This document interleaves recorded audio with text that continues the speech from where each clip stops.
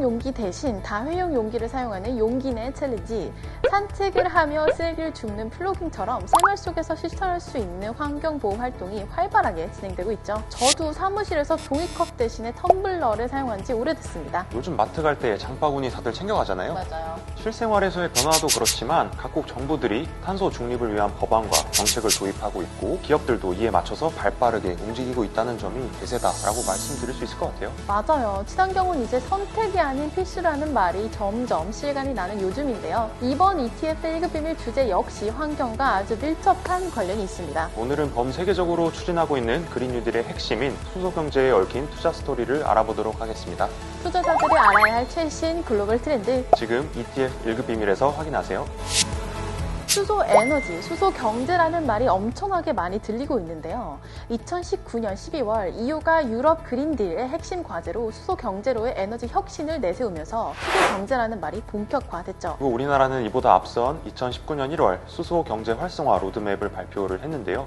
2040년까지 세계 최고 수준의 수소 경제 선도국가가 되겠다는 목표를 가지고 다양한 전략을 진행하고 있습니다. 맞아요. 우리나라는 세계 최초로 수소차를 양산한 수소 선진국이죠. 정부의 로드맵이 계획대로 진행이 된다면 2040년에는 수소 경제를 통해서 연 43조 원의 부가가치가 생산이 되고 약 42만 개 이상의 새로운 일자리까지 창출될 것으로 기대가 되고 있습니다. 뱅크 오브 아메리카는 2050년 전 세계가 필요로 하는 연료의 24%를 수소가 담당할 거라고 전망하고 있는데요. 이렇게 되면 앞으로 30년 동안 약 11조 달러 규모의 새로운 투자 기회가 생겨나게 됩니다. 또한 수소위원회 역시 2050년 세계 수소 소비량이 5억 4,600만 톤에 이를 것이라고 예상하고 있어요. 전 세계 에너지 수요의 20%를 수소가 담당한다고 볼 수 있으니 굉장히 좀 큰 비중이다라고 볼 수 있고요. 그러네요. 투자자들이 수소 경제의 테마를 놓쳐서는 안 되는 이유가 바로 여기에 있는 거죠. 수소 경제는 수소를 에너지원으로 사용하는 경제 산업 구조를 뜻하는데요. 기존의 석유나 석탄 위주의 에너지 시스템을 수소를 사용하는 기계, 전기 발전, 열 생산으로 바꾸는 것, 수소를 생산하고 저장해서 운송하는 데 필요한 모든 분야의 산업과 시장을 육성하는 이 모든 것이 수소 경제라고 할 수 있겠습니다. 수소 경제가 뭔지 알고 나니 이런 궁금증이 생기는데요. 친환경 에너지에는 여러 가지 종류가 있는데 왜 수소가 핵심인 건가 하는 거죠. 결론부터 말씀드리자면 수소 에너지가 조금 더 안정적이고 효율적이다. 그리고 친환경적이면서도 저장, 전송에도 좀 용이한 장점이 있다라고 말씀드릴 수 있겠습니다. 근데 왜요? 그 이유를 바로 말씀드릴게요.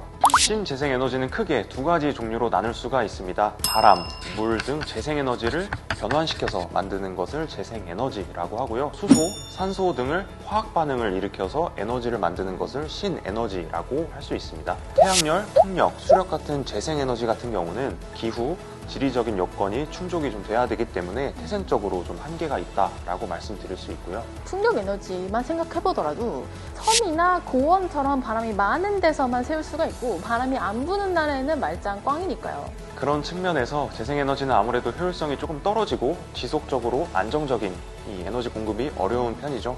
또 생산된 에너지 같은 경우는 저장 시스템에 보관해야 되기 때문에 비용이 많이 들고 현재의 기술력으로는 전송이 조금 어렵습니다. 반면 신재생 에너지는 수소를 원료로 사용하기 때문에 에너지가 고갈될 위험이 없고 주변 환경에 영향을 덜 받기 때문에 안정적으로 발전이 가능하고요. 무엇보다 기체나 액화 상태로 저장 그리고 운송이 가능한 것이 큰 장점이라고 할 수 있겠습니다. 그렇군요. 게다가 수소 에너지는 물을 전기분해해가지고 에너지를 얻으니까 진짜 친환경적이잖아요. 이산화탄소 배출이 전혀 없고 부산물은 물뿐이니까요.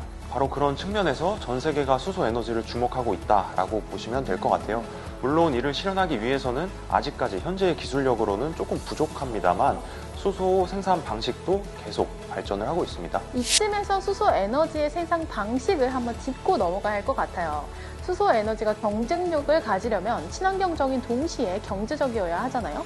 생산이 어려우면 비용이 많이 드니까요. 수소는 전 세계의 약 90%를 차지할 만큼 풍부한 원소이지만 독립된 형태의 수소를 얻기 위해서는 수소 화합물에 에너지를 가해서 수소를 분리하는 과정을 거쳐야 합니다. 생산 방식에 따라서 크게 세 가지로 구분을 할 수 있습니다.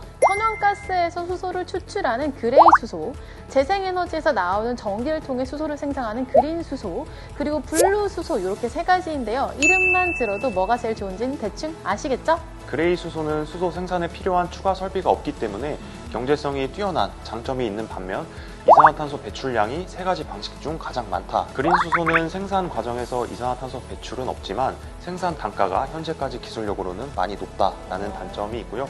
마지막으로 블루 수소는 그레이 수소 생산 과정에서 발생하는 이산화탄소를 포집을 하면서 이산화탄소 배출량을 조금 줄인 방식이다라고 이해하시면 될 것 같습니다. 셋 중에서는 친환경적인 관점과 경제적 관점을 고려할 때 블루 수소가 가장 현실적인 대안으로 꼽히고 있나요? 현재까지 기술력으로는 그렇고요. 하지만 수소 수출 기술이 꾸준히 발전하고 있는 상황인 만큼 앞으로 비용은 점점 더 낮아지고 생산 방식은 점점 더 친환경적으로 나아갈 것으로 기대하셔도 좋을 것 같습니다. 그린 뉴딜의 핵심이 수소 경제라고 말씀드렸던 거 기억하시죠? 발표에 따르면 2030년까지 수소 경제 규모는 현재 70배 수준으로 확대할 예정이라고 하는데요. 이건 어느 특정 국가만의 얘기가 아니라 2021년 초를 기준으로 봤을 때 75개의 국가가 탄소 중립에 참여하겠다라는 의지를 이미 표명을 했고요. 약 30개 이상의 국가에서 수소 경제 도입을 위한 세부 계획을 이미 발표를 했습니다. 또한 주요 국가들은 수소 경제 밸류체인 구축을 위해서 약 70억 달러 이상을 투자하겠다라고 이미 밝힌 상태입니다.